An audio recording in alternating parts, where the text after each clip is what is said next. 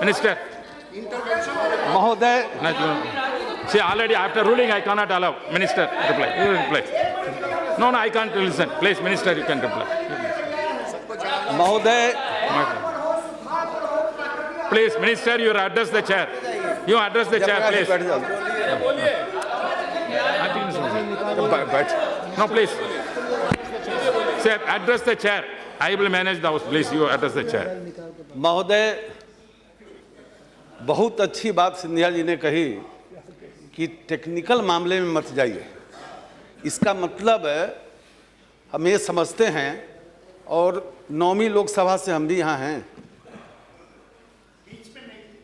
हाँ, लेकिन 9वीं लोकसभा से हैं, ये ध्यान में रहे। और बीच में आप भी किसी दूसरे सदन में रहे होइएगा, इस सदन में नहीं रहे होइएगा। लेकिन जब भी कोई मुख्य विषय होता है, मेहताब जी ने जो बात कही कि पिछले बार हम सूखा पर चर्चा कर रहे थे, बाढ़ भी उसमें मुद्दा जुड़ गया था, तो मंत्री जी ने, गृह मंत्री जी ने हस्तक्षेप किया था। मुझे इस बार भी हुआ कि हस्तक्षेप करना है, और मैंने हस्तक्षेप किया, और लगभग 20-25 मिनट तक हमने अपनी बातें रखी, और सूखा से, महाराष्ट्र से संबंधित। और उसके बाद उस समय जो हमने उस समय कहा था, 2 लाइन मैं आपको पढ़कर सुनाता हूं कि उपाध्यक्ष महोदय, मैं सभी माननीय सदस्यों की प्रशंसा करता हूं, क्योंकि उसमें महाराष्ट्र का सूखे का जो विषय है, मैं उस संबंध में अपनी कुछ बातें रखना चाहूँगा। ये प्राकृतिक आपदाओं से पीड़ित कई राज्यों पर हम चर्चा करने वाले हैं, लेकिन महाराष्ट्र का भी सूखा एक है, इसलिए मैं कुछ बातें इसमें रखना चाहता हूँ। पूरी चर्चा का उत्तर गृह मंत्रालय की ओर से दिया जाएगा। संसद के पहले सत्र में हमने 4 दिनों तक सूखा पर चर्चा की थी। सामान्यतः सूखा जुलाई अगस्त के महीने में डिक्लेयर भी होता है, सामान्यतः यहीं। अगर हम बीच में लोकसभा में नहीं थे और जो बराबर रहे हैं 25-30 साल से, उनको भी पता होना चाहिए कि जुलाई अगस्त इसका मौसम है, और विस्तार से चर्चा हुई, और चर्चा का लाभ हुआ था। उसका लाभ ये हुआ था कि मौसम विभाग जो रिपोर्ट करता है, वो क्षेत्र वाइज करता है, जोन वाइज, डिवीजन वाइज। वो जिलों के अंदर क्या स्थिति है उससे पता नहीं चलता है। तो पिछले बार 4 दिनों तक जो हम लोगों ने चर्चा की थी, तो उसमें एक बात आ गई कि बहुत सारे जिले और बहुत सारे इलाके में -50 वर्षा हुई, और उसमें विदर्भ का तो उस समय कुछ अच्छा था, मराठवाड़ा की हालत बहुत खराब थी। तो उसका लाभ ये हुआ कि तुरंत प्रधानमंत्री जी ने कैबिनेट की बैठक बुलाई थी, और 1000 करोड़ रुपये की मंजूरी दी थी, और उसमें 4 बिंदु थे कि डीजल पर राज्य सहायता दी जाएगी, और बागवानी जो है वो यदि नुकसान होता है तो 35,000 प्रति हेक्टेयर उसको सहायता दी जाएगी, और तीसरा था चारा विकास कार्यक्रम के लिए सहायता दी जाएगी, और चौथा 10% वो तो तैयारी में था, और चौथा था ये जो हम आयात करते हैं सोया रहित खली, मूंगफली की खली, सूरजमुखी की खली, तो आयात शुल्क की माफ़ी की गई थी। तो इसका लाभ ये हुआ कि बिहार ने डीजल पर राज्य सहायता देना शुरू किया। अभी उसका विवरण नहीं हुआ आया है। फिर महाराष्ट्र ने 12.5 करोड़ चारा विकास के लिए कहा कि हमको चारा विकास के लिए पैसा चाहिए, इतना हमारा नुकसान हुआ है, तो उनको 6.25 करोड़ रुपया भेज दिया गया। मध्य प्रदेश ने 16 करोड़ और हरियाणा ने 6.97 करोड़ का प्रस्ताव भेजा चारा के लिए, और बागवानी के लिए महाराष्ट्र सरकार ने 553 करोड़ का प्रस्ताव भेजा। तो ये सारे का अध्ययन हो रहा है और इसकी राशि तुरंत जाएगी। लेकिन सूखे की घोषणा बाद में हुआ, जब हरियाणा का चुनाव शुरू हुआ तो उसके 2 दिन पहले, उत्तर प्रदेश का बाई इलेक्शन का जब घोषणा होने वाला था उसके पहले, और महाराष्ट्र के सदस्यों ने जो यहाँ चर्चा की, कई सदस्यों ने बताया कि वहाँ तो बहुत पहले से -50 वर्षा हो रही, और नहीं डिक्लेयर ही नहीं किया था, किसी ने डिक्लेयर ही नहीं किया था। लेकिन जब डिक्लेयर किया, कर्नाटक ने किया, उत्तर प्रदेश ने किया, हरियाणा ने किया, वहाँ हमारी तुरंत टीम गई, टीम का रिपोर्ट भी आ गया है, अब वो NDRF में जाएगा। और हम सबको पता है कि SDRF का एक फंड होता है, जो राज्यों के अंदर होता है, और सूखा की घोषणा राज्य सरकार कर सकता है और उससे खर्चा कर सकता है, और फिर अधिसूचना आदि जारी कर दी और मेमोरेंडम भेजे, तो यहाँ से टीम जाती है, आकलन करती है, और फिर वो रिपोर्ट एनडीआरएफ में जाता है। तो महाराष्ट्र के अंदर हमने इसको स्वीकारा कि ये सूखा की घोषणा पहले होनी चाहिए थी, लेकिन उसमें विलंब हुआ। इस सरकार ने घोषणा की, और जी देखिए इलेक्शन के मैं बता रहा हूं, इलेक्शन नोटिफिकेशन के 2 दिन पहले हरियाणा ने घोषणा किया, 2 दिन पहले हरियाणा ने घोषणा किया, और मैं वही बता रहा हूं आपको, इसमें इलेक्शन आड़े नहीं आया। हमारी टीम गई हरियाणा में, नहीं एकदम देखिए इसका नोटिफिकेशन प्लीज टेक योर भाई। अब ऐसे देखिए, ये जब सूखा की घोषणा होता है तो राज्य सरकार अधिसूचना जारी करती है। ऐसा कोई अधिसूचना महाराष्ट्र की सरकार ने नहीं किया, हरियाणा ने किया।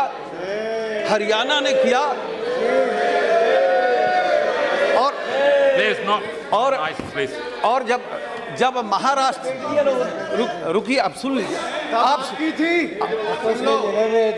आप एक तो इतिहास बना रहे हैं कि इंटरवेन करने के बाद दोबारा आपके आग्रह पर मैं बोल रहा हूं, और आप पढ़िए तो इतनी सारी बातों का मैंने जिक्र किया था। आप बाइकाट कर गए थे, इसलिए आपके ध्यान में नहीं है, तो मैं भी अपना ड्यूटी समझता हूं कि ये बात सबके ध्यान में आ जाए। इस नाते तकनीकी विवाद में न पड़कर मैं इन बातों को आपके सामने रख रहा हूं। तो हरियाणा महाराष्ट्र की सरकार ने घोषणा किया, अखबार में हमने खबर देखा, हमने तुरंत खबर किया, और 2 के रात में ईमेल से हमने उस पेपर को मंगाया। फिर हमारी बात मुख्यमंत्री जी से हुई, कृषि मंत्री जी को मैंने यहाँ बुलाया, और जिस दिन हम जवाब दे रहे थे उसी दिन सुबह में हम कृषि मंत्री जी को बुलाए थे, पूरा पेपर्स लेके, चूँकि ईमेल से भी आया था लेकिन कुछ और जानकारी चाहिए था। और हमने यहाँ जो चर्चा की उसमें हमने घोषणा किया कि कल हमारी टीम जाएगी, और दूसरे दिन हमारी टीम गई, वहाँ शपथ ग्रहण हो रहा था। उसके बावजूद हमारी टीम ने अधिकारियों के साथ बैठक की, दूसरे दिन मुख्यमंत्री जी के साथ बैठा, और 14 तारीख से बजाबते, चूंकि राज्य सरकार के अधिकारियों को लेकर जिलों में जाना पड़ता है, तो ये 14 से वो सब जिलों का दौरा उनका बना है, उनके अधिकारी का भी वो भी बना के दे रहे हैं, हमने तो अपना बना कर दे दिया है। 2 दिन हमारी टीम के लोग रहे हैं, और निश्चित रूप से जो भी रिपोर्ट आएगा, और महाराष्ट्र के इतिहास को आप देखिए, आपको हमने उस दिन भी बताया था कि महाराष्ट्र के अंदर पिछले 13-14 में भी एनडीआरएफ ने 1269 करोड़ की सहायता की थी 13-14 में, और 12-13 में भी 1800 करोड़ की सहायता की थी। आपदा जब आती है तो इसमें राजनीति नहीं होता है। आपकी राजनीति ने इतिहास जरूर बनाया कि मंत्री जो इंटरवेन कर गया फिर उसको बोलना पड़ रहा है, लेकिन आपदा में राहत में राजनीति नहीं होती है। यहाँ हम आप राजनीति कर लेते हैं, लेकिन आपदा में न आपकी सरकार राजनीति की है, न सरकार राजनीति करने जा रही है। आपदा के समय कोई राजनीति नहीं होता है, और पूरी तत्परता के साथ सरकार। और मैं ये भी बताना चाहूँगा कि सुनिए मेरी बात, महाराष्ट्र के अंदर आप चुप रहिए, आप सुनो यार। आपको हमने ये भी बताया था उस दिन कि महाराष्ट्र के अंदर एसडीआरएफ में 13-14 में 567 करोड़ रुपया गया था, वो खर्चा होकर नहीं आया। इस बार भी उसका एलोकेशन सेम छोड़ दीजिए, अभी 403 करोड़ एलोकेशन है। मैंने वहाँ के रिलीफ कमिश्नर से बात की, मैं मानता हूँ कि खर्चा जरूर हो गया होगा, रिपोर्ट भेजने में आलस्य होता है।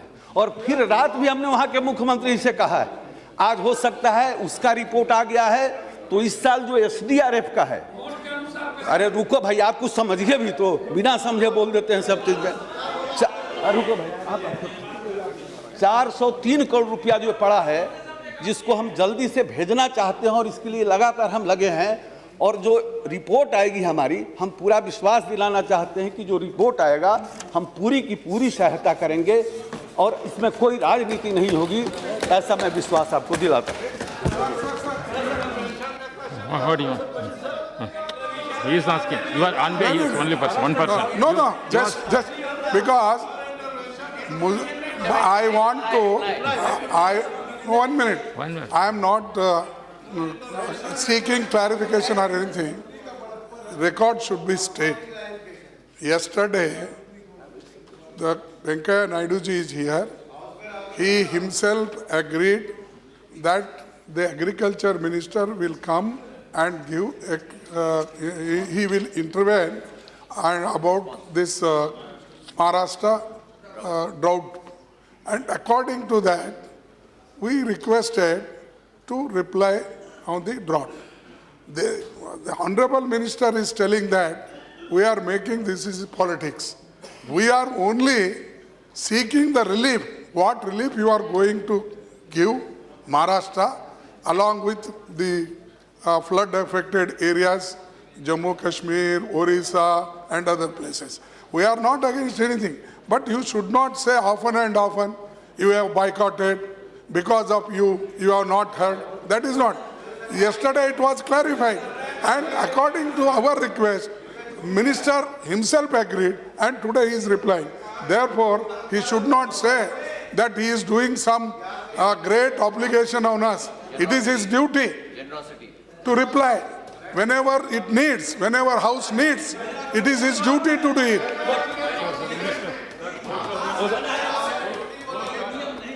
सर सर आपने मैं आप उपाध्यक्ष जी का मैं आभारी हूं। सर कल जो मुझे लगा था कि आज के जवाब में आदरणीय मंत्री महोदय कल जो हाउस में चर्चा हुई उसके ऊपर कुछ अपना बयान यहाँ पर देंगे। बदकिस्मती से महाराष्ट्र के सांसदों ने जो मुद्दे यहाँ पर उठाए थे उसमें कोई जवाब मंत्री से नहीं आया, बल्कि सिर्फ हमने इतना पैसा दिया उतना पैसा, तांत्रिक मुद्दों पर मंत्री जी ने यहाँ जवाब दिया है। मैं यहाँ पर जानना चाहूँगा, कल मैंने जो मुद्दे उठाए थे कि सर रोज वहाँ पर कम से कम 10 से 20 लोगों की आत्महत्या हो रही है।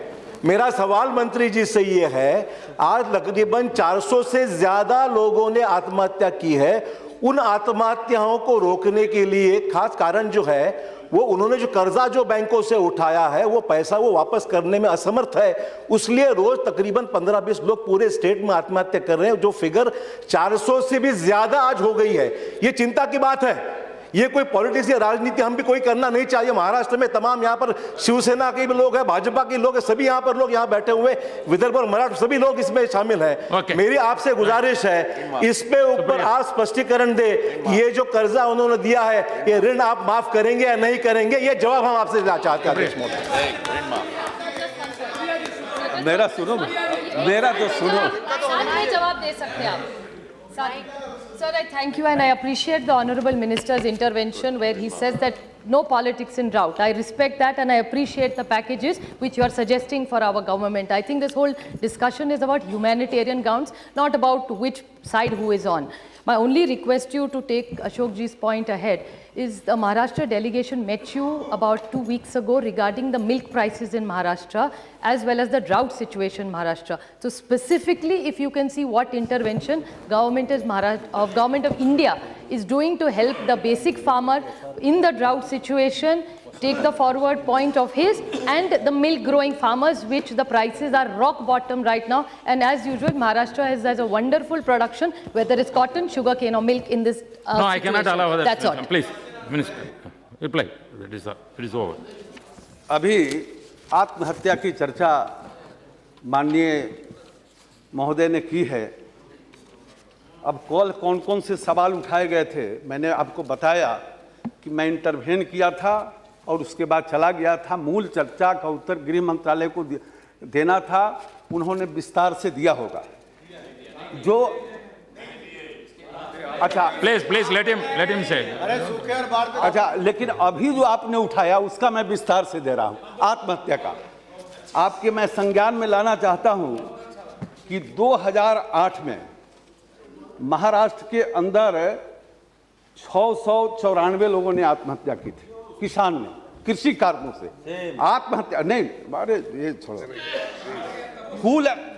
कुल 2008 में 3802 किसानों ने आत्महत्या की थी। और जो राज्य सरकार का रिपोर्ट था कि कृषि कारणों से 694, इसी प्रकार से आप 9 में देखिएगा कि 3141 किसानों ने आत्महत्या की थी, जिसमें 572 कृषि कारणों से। ये मैं नहीं बता रहा हूं, पता ना उस समय किसकी सरकार थी। आप मेरी सुनिए, कृषि कारणों से। अब तो सुनो ना, आप सुनो तो, अरे सुनो। किसानों के भले के लिए नहीं है। आप लोग इसीलिए सत्ता से बाहर हुआ, किसानों का भला नहीं कर पाए। अच्छा, बहुत नहीं सुनना चाहते हैं, तो आप 1 बरस का तो सुन लेंगे ना, 1 बरस का सुन लेंगे।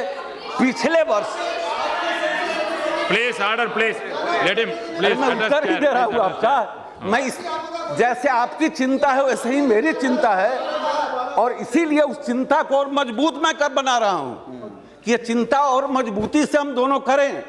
इसीलिए मैं इतने आंकड़े आपके सामने रख रहा हूं, सदन के सामने रख रहा हूं, क्योंकि पूरा सदन इस पर गंभीरता से सोचे।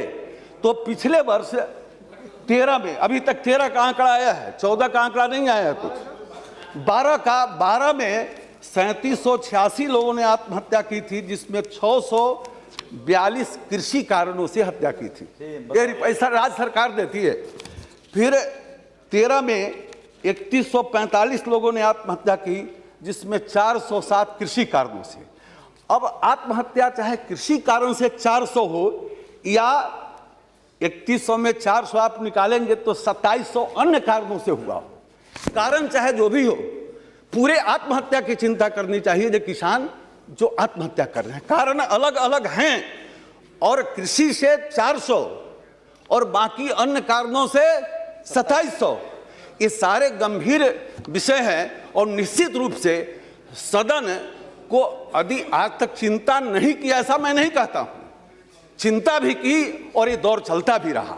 अब ऐसी चिंता की जाए हमारा मिलकर ये दौर थमे, रुके और कम हो, इसके लिए हम सब लोग प्रयास करिए, ये हमारी विनती है। और कभी भी आप पूरे दिन इस पर चर्चा करिए, पूरे दिन भर इस पर चर्चा करिए। अब चर्चा करिए और गंभीरता से इसको लेना चाहिए सबको मिलकर।